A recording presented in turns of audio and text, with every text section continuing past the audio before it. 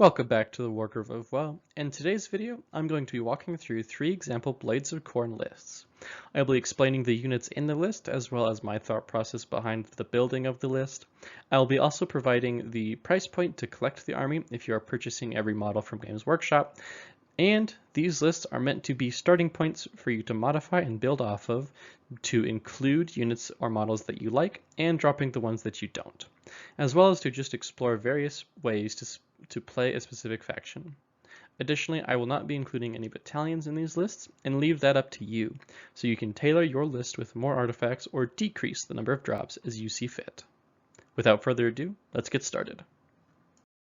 The first list is a mortal-centric list that utilizes a ton of unique buffs and stacking modifiers to buff your units into blood-crazed murder machines. This list is very hoardy and uses a very interesting set of buffs and prayers. To start, we have an Aspiring Deathbringer. The weapon you give them does not matter. They are here for their command ability to give a Khorne mortal unit +1 attack. Then we have a Bloodsecrator to help debuff enemy spellcasting and for the +1 attack for nearby Khorne units. Then we have a Bloodthirster of Rage with the artifact and command trait from our sub-faction. The Bloodthirster is also our general. This is here to be one of our many hammer units and to do some area of effect damage. Lastly, we have the Slaughter Priest, which serves a very critical role of having the universal prayer Curse. This prayer marks a nearby enemy unit, so all of your units attacking that marked enemy get 6s to hit, deal 1 mortal wound in addition to normal damage. This is why we are stacking so many attacks. The basic battle plan for this army is to mark a critical enemy and then throw buckets of dice at them, fishing for 6s to hit. With the Skull Fiends tribe sub-faction and other buffs this list has access to, you can easily get rerolls to hit for your massive hordes of Blood Reavers to chop through enemy units. Speaking of Blood Reavers, we have 3 units of them, a 30-man, a 20-man, and a 10-man. These are here to absorb all of the pluses to hit and to throw the buckets of dice. If you properly get off all of your buffs, you can get each Blood Reaver to have 5 attacks each, with rerolls, so you can look for 6s to hit to proc Curse. Reasonably, you can get around 15 Blood Reavers into combat, and with 5 attacks each, you are throwing a total of 75 attacks at an enemy, doing a lot of mortal wounds potentially. Outside of the battle line, we have 2 Korgoraths to provide buffs from the Skullfiend tribe. We also have 6 Blood Crushers to be a forward fast cavalry unit that can do some devastation on the charge. You're going to want to include 6 of them so their damage goes from 1 mortal wound to D3 mortal wound on the charge. And lastly, we have 5 Wrathmongers for their +1 attack buff to nearby units. This list is really unique in how it attempts to do its damage. It has a lot of bodies and a lot of attacks, and if you properly stack them all and execute them, there is a lot of offensive power here. Some downsides to this army is that because it requires a lot of stacking buffs, you have a lot of key linchpin heroes that if they get sniped or otherwise taken out, then the army will start to lose a lot of its offensive power. Additionally, this army is fairly squishy, and so it won't be able to take much damage outside of just taking it and losing some bodies. As for a power rating, I think I'd give this list a 7.5 out of 10.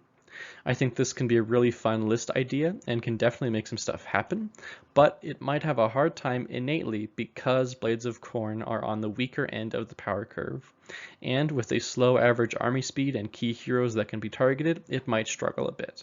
But if you were to try and collect this army from GW, it would cost around 680 US dollars, 515 British pounds, or 615 euros.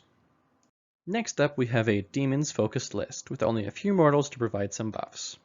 To start, we have the Bloodmaster, Skulltaker, and Skullmaster, which provide us with a variety of buffs to choose from for Bloodletter units, which, by the way, includes Blood Crushers.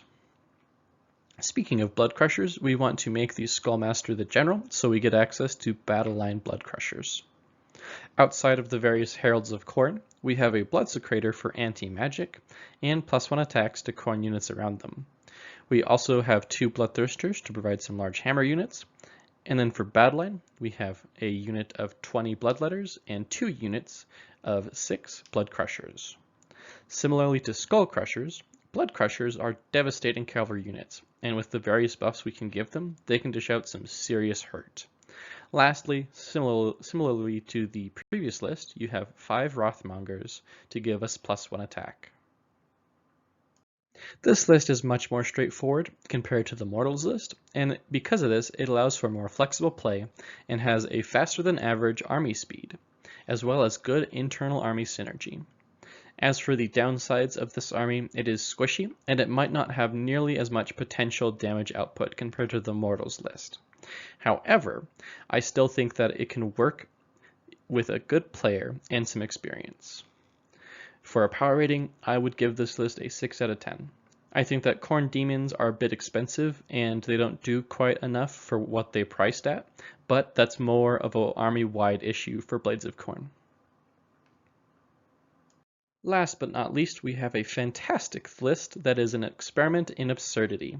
The main goal of this list was to see how many Bloodthirsters can we put in a list. We are taking the Reapers of Vengeance subfaction, and for heroes, we unsurprisingly have 3 Bloodthirsters of Rage, 1 Bloodthirster of Wrath, and finally Scarbrand, because you can't have a Bloodthirster list without Scarbrand, the named Bloodthirster.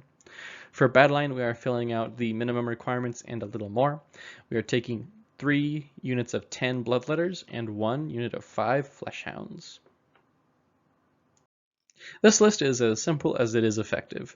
Bloodthirsters are pretty easy to use in that you run them forward and hit things. You have to be a little bit cautious though, because you have so many monsters. When they start dying in the mid to late game, you are going to be giving away a ton of victory points due to all of the Bloodthirsters being monsters. This can be a gift and a curse though, because you have so many monsters, you can get the additional points from secondary objectives for completing the objective with monsters. As for power rating, I would give this list a 5 Bloodthirsters out of 8. To buy this list entirely from Games Workshop, it would cost you around $920 US, 698 British pounds, or 832 euros. Yikes. This is definitely a list that if you want to run it, I would recommend finding some proxies or otherwise buying secondhand or using stand-ins. Because that's a lot of money. Bloodthirsters are expensive. Before we leave off, I would like to give thanks to our Patreon members and an extra special thanks to Nick Hoff. If you would like to become a Patreon member, consider checking the link in the description below. I'd also like to mention that we have a Discord channel, so if you would like to join the Discord, there is a link to that in the description as well. Well, that was 3 interesting Blades of Khorne army lists. I hope you enjoyed the video, and if you did, consider leaving a like or a comment, and if you like my content, consider subscribing. This has been the Worker of Woe, and I'll see you guys next time.